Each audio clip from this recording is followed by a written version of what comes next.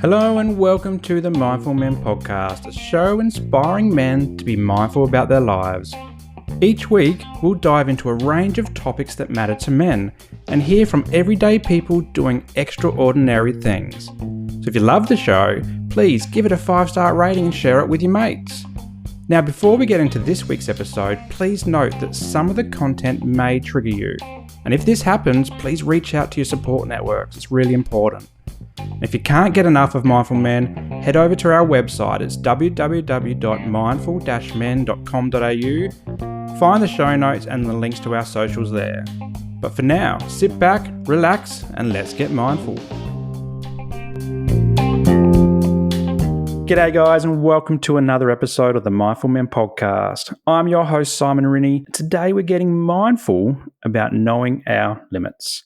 Now, I've been doing a lot of work in the mental health and disability space lately, and this is coming up quite a bit. In the sessions that I'm doing with my clients, they're coming in and sharing how they're reaching limits in certain parts of their life, whether it's their mental health, whether it's their functional capacity, whether it's their relationships, maybe with their partners or their kids or their parents, finances, careers, you name it, there's limits being met or hit all over the place. And it's had me reflecting on what happens when we keep doing the same old, and reaching those limits and really get ourselves to a point where we're not moving past the limit. And this has happened to me as well. So I wanted to talk about knowing our limits and then how we can use that moment, once we do know we've hit the limit, to pivot and maybe walk on a new path that's going to allow us to push through and break through and do so in a healthy way. And I say this because what happens in life is that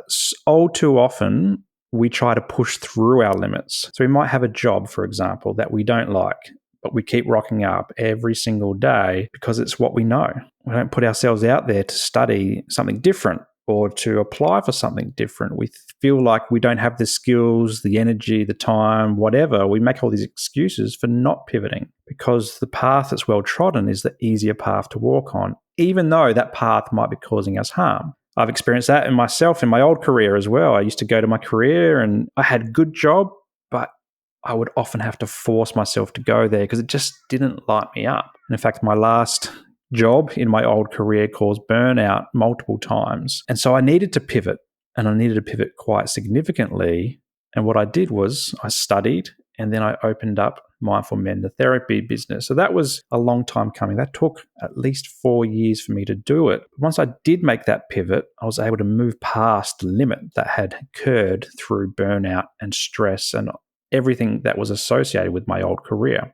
And so on that, I want to share a bit more about Mindful Men and how I've come to be at my current limit, which I'll also get into a bit later. So make sure you stick around to hear a big announcement in regards to Mindful Men and the limit that we currently face. But before I do that, I'll talk about studying social work. So as a social worker, we have to do what's called a placement. And we use placements to apply the theoretical knowledge of becoming a social worker in the real world. And so my first placement that I did was at a local high school. And I worked with a social worker who was the supervisor, but also the school chaplain. And for anyone who knows what a chaplain do, they're kind of like a pseudo-counselor in many regards. They're people of faith. Now, I'm not a person of faith, but he was. And they just provide extra guidance to school kids and provide support in that kind of way. But this social worker was a little bit different as well. And so he did a little bit of that, but it didn't really light him up. What he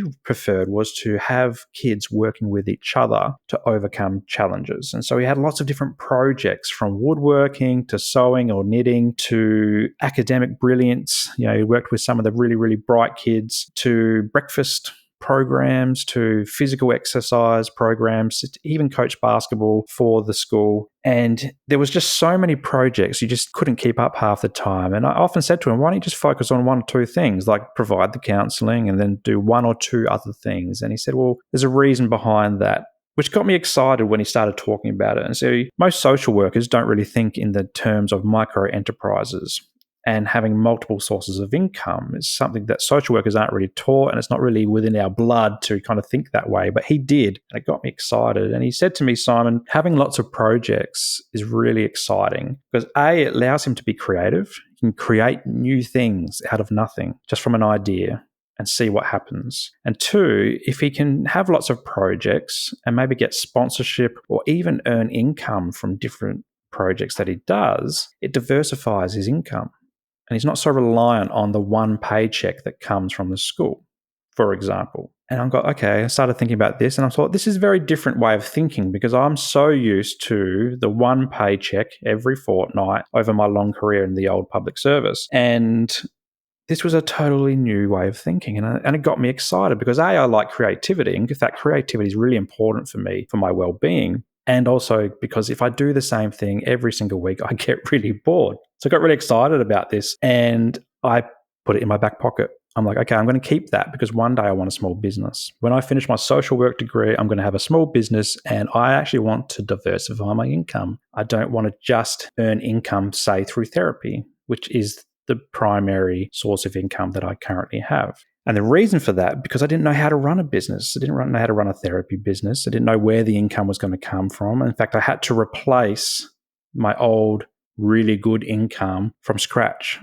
And I had to figure out how to do that with no business acumen whatsoever. So it was really scary. And the thought of having these little projects along the way actually helped me go, okay, if I can just get project 1 to this level, project 2 to this level, project 3 to this level, then it will all even out. And so I had different ideas for that when I eventually did finish my degree and started Mindful Men, the therapy business, 2 years ago today. So yes, it is a birthday celebration for us today when this episode drops, 2 years of the Mindful Men therapy business.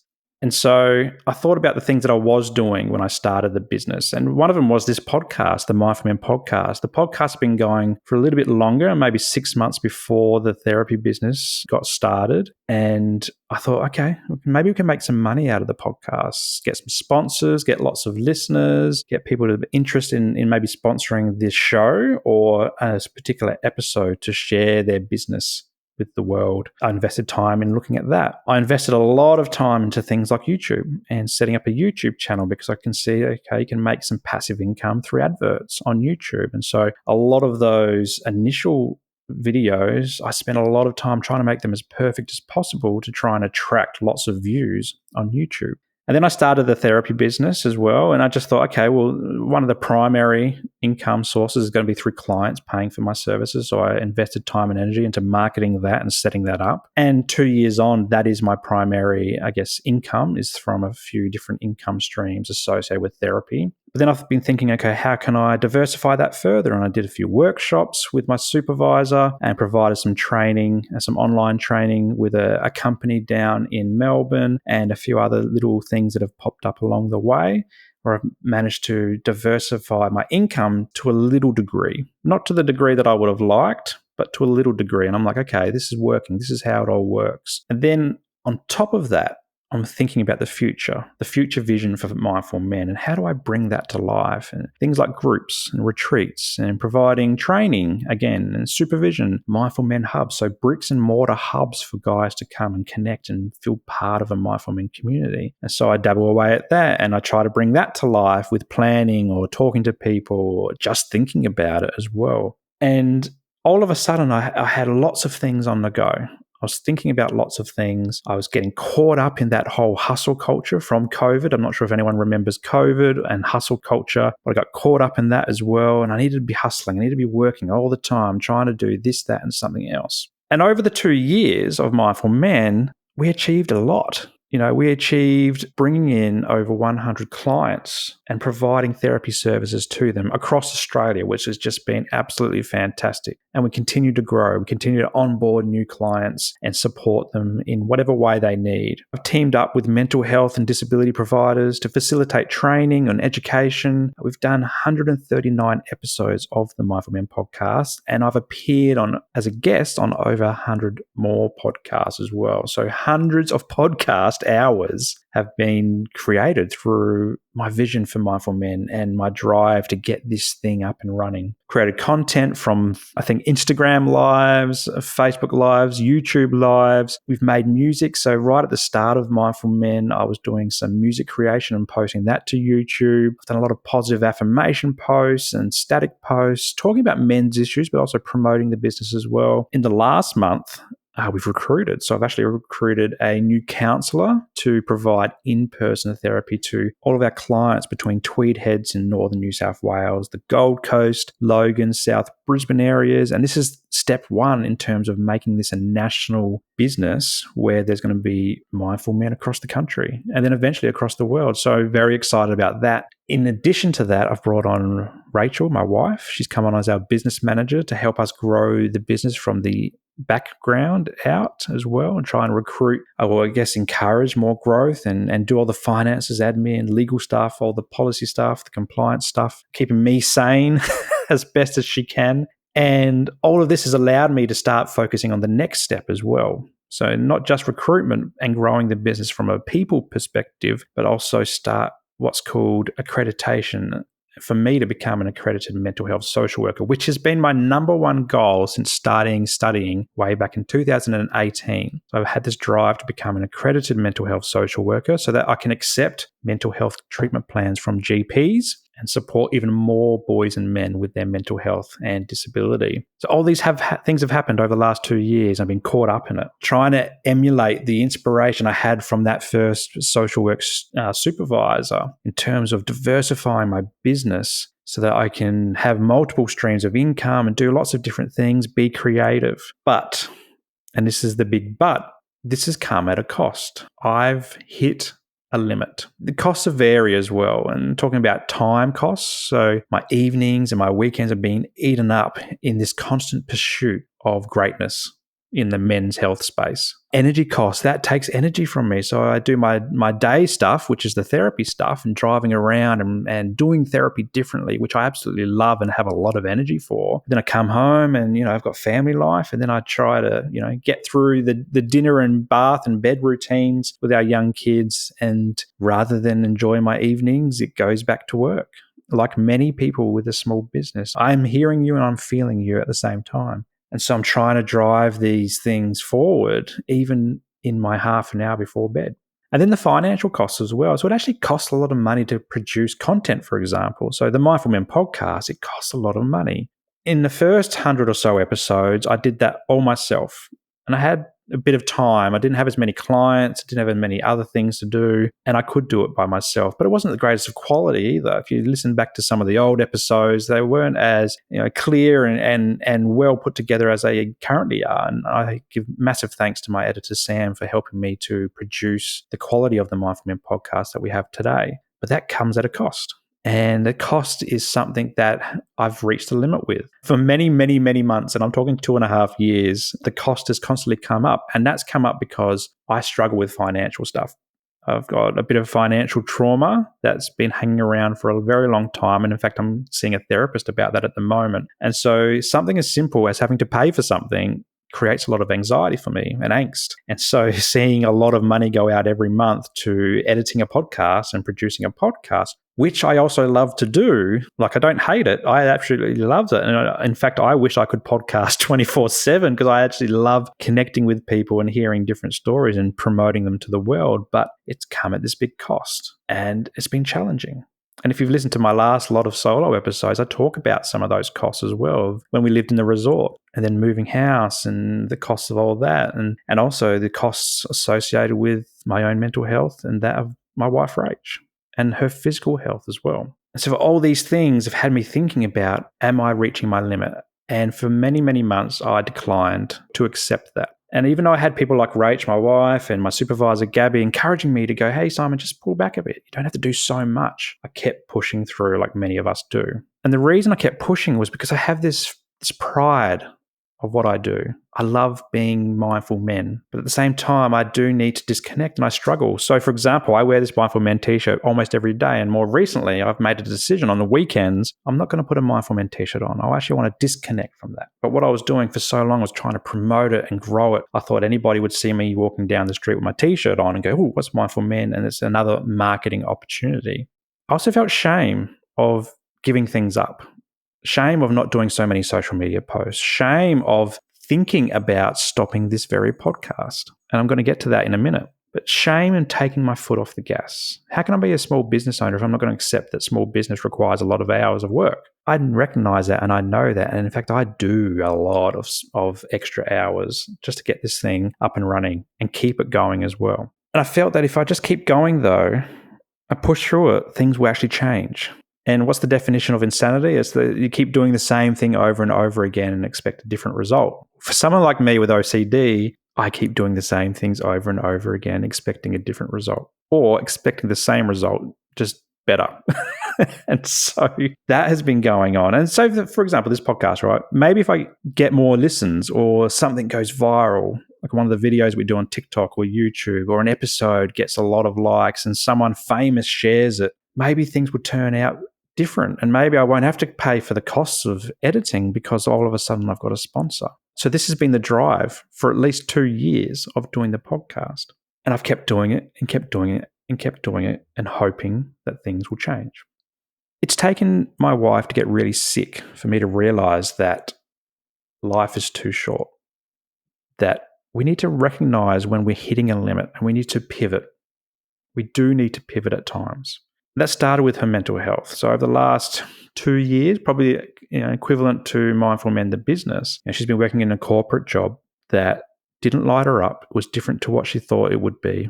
It was a toxic environment. And it got to a point where she, for the first time, recognized that she struggled with her mental health. Seeing the rock of our family go through that, someone who has supported me for over a decade with my mental health without fail, to see her suddenly go through her own mental health challenges, as someone who's lived experience and someone who's a therapist, that cut me down.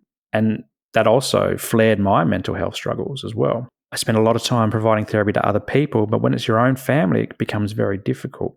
And even ourselves, it becomes very difficult to manage. And so that got me thinking, okay, what's got to change? We can't keep doing the same old. And so I've been thinking about things for a while. How do I pull back and allow the shame and regret to be there, but then let it pass and move on with better focus? So I expanded the vision. Okay, it's not just about my wife, it's about the family too. So my kids would like their dad back in the evenings and on the weekends. I also need to focus on what I do well. And maybe I've spread myself too thin, trying to do too many things at once, not realizing that building successful small businesses takes time. It's not going to happen within the 1 or 2 years. In fact, it's probably more of a 10-year thing. So focusing on what I do well, and it's therapy done differently, taking guys out of a clinic and providing the same therapeutic benefits, but in the natural environment. That's what I do well. But I also need to focus on building a team. And so the extension of Rachel's situation is that she eventually quit that corporate job very recently. In fact, with the sale of our old house, she was able to do that. And she's come into Mindful Men. So she's now a mindful man or woman, and she's being that business manager. So that's a challenge in itself because she's in a position that doesn't generate income. So I've got to figure out, how do I generate more income? How do I do that in a way that can support her to be in Mindful Men? Because it's really helpful for her to be in there as well and helping me, as opposed to going to work for somebody else. So my focus then broadens again and goes, okay, how do I build a team around me that can sustain me, the business, and also Rachel? And we started doing this by hiring on a new counselor, going into a new patch, spreading our wings, growing the business, which is really exciting. And I'm absolutely ecstatic to think that 2 years in, we're doing this. It was here that thinking about all this type of stuff, thinking and feeling it actually, was that I recognized, okay, yes, I've reached a few limits. I got into small business to be more present as a husband and father, but I've been working way too much. I'm tired, or I have been feeling tired. My brain has too many tabs open, trying to problem solve a million things all at once and not giving anything, and I'm saying anything outside of the one-to-one therapy, enough time to digest and work through it. my mental health has been suffering. In fact, the family's mental health has been suffering for different reasons. And so I've had to make some decisions and changes in my life. And I decided that for this thing called Mindful Men to work, I need to pull back. I need to take my foot off the gas. I need to pivot. I need to recognize that I've hit my limit and I need to pivot. And so I need to be around my family more. I need to disconnect more. I need to learn to relax and have more fun. This is really hard when you're running a small business. I get it. But this is what I've been doing. So some small things that I've done to help pivot, right, is turning off my computer, turning off the phone at a certain point in time, and that's usually around dinner time to allow myself to have dinner, get the kids washed and into bed, and trying not to be on my phone in the evenings as well. And one thing that's helped is Rachel and I found this really awesome TV show, so I'm going to do a quick plug here. It's called The Rookie. It's on Netflix.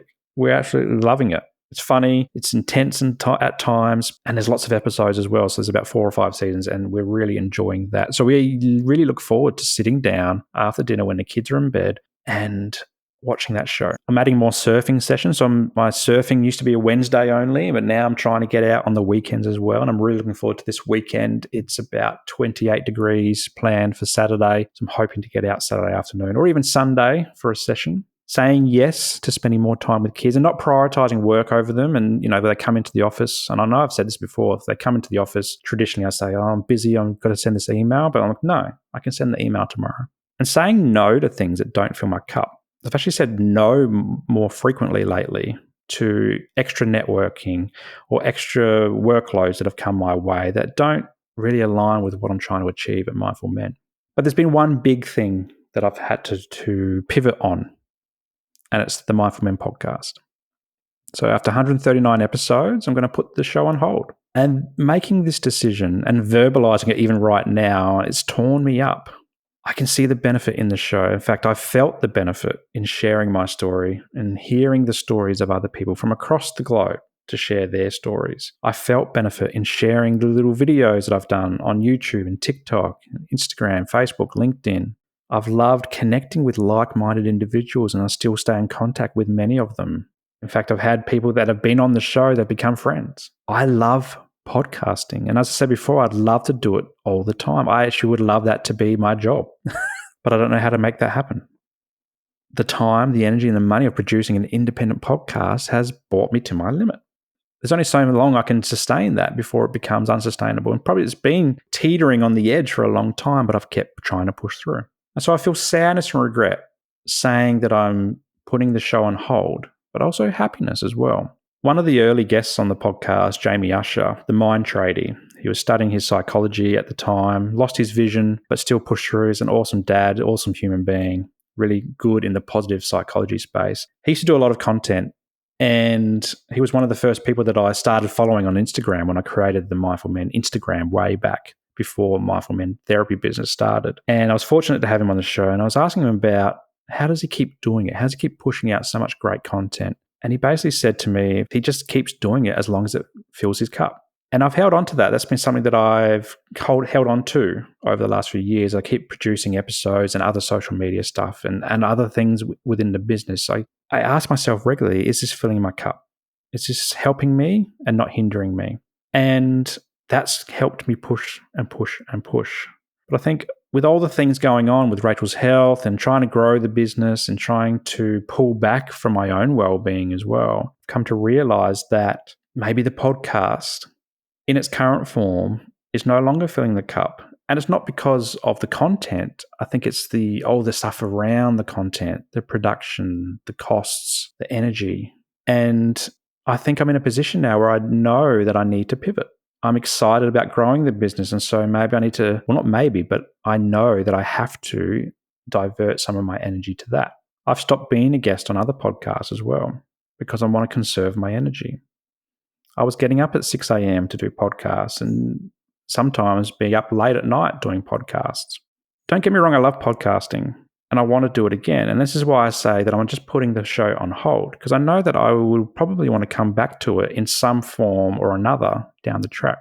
But despite this big, heavy feeling of saying I'm putting things on pause, I also have a great sense of satisfaction knowing that we've got this amazing resource available, 139 episodes available to men across the world to inspire them in a whole range of topics: mental health, disability, fatherhood, masculinity, grief, trauma, hope, healing, triumphing over challenges. So many great episodes. I've listened to the episodes like this before and they've picked out some of their favorites. I think that's impossible for me to do because each episode that I've produced, I've felt this immense sense of achievement, accomplishment, excitement about sharing it with the world. And so I'm not saying goodbye for good. I just need a break for a bit. I need to pivot. I need to think about how I can bring back the podcast at some stage in a different way, something new, something fresh. And there's some little projects in terms of the podcast that I've got stored away. So it might be a special episode here and there, that I might put out to coincide with a big event that's happening. Or I'm thinking about, changing it up as well, doing shorter episodes, trying different style of questioning. That's all stuff that I'm going to explore. So in this moment, I'm feeling a big sense of gratitude as well. And so I want to thank you all for tuning in, week out. Keep listening to the show. Keep sharing it with your mates. Keep recommending it. Keep thinking about it. Maybe go back past some of the episodes that you haven't listened to and give them a listen. If you're interested, and I'm going to put this out there, if you're a business or an entity and interested to sponsor the show, I'm all ears. If there's sponsorship behind the show, then it doesn't cost me anything outside of my time and energy, which means we can create content and I can still do the other stuff and focus on the other growth of the business. So sponsorship is an option. If that's you, go to the website. We've got an online form where you can submit on the website, so mindfulmen.com.au, and submit a query and I'll get back to you as soon as I can. But for now, I'm mindful that I need to pivot, spend time with my family, be with my family, support Rach through some upcoming surgery, grow my business, and keep working towards that accreditation, which has been my number one goal since I started studying to become a social worker.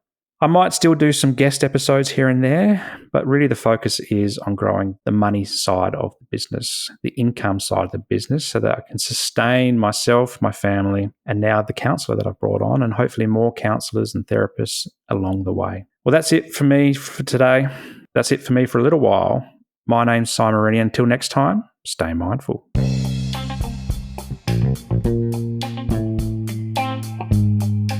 Well, that's a wrap for today's episode, and I hope you got some value from it. If anything triggered your mental health today, please reach out to your support networks. Also, if you loved what you heard, be sure to subscribe to the show and share it with your mates. For more from Mindful Men, you can check us out on Instagram and YouTube, and I'll throw the links to these pages in the show notes below. But until next time, stay mindful.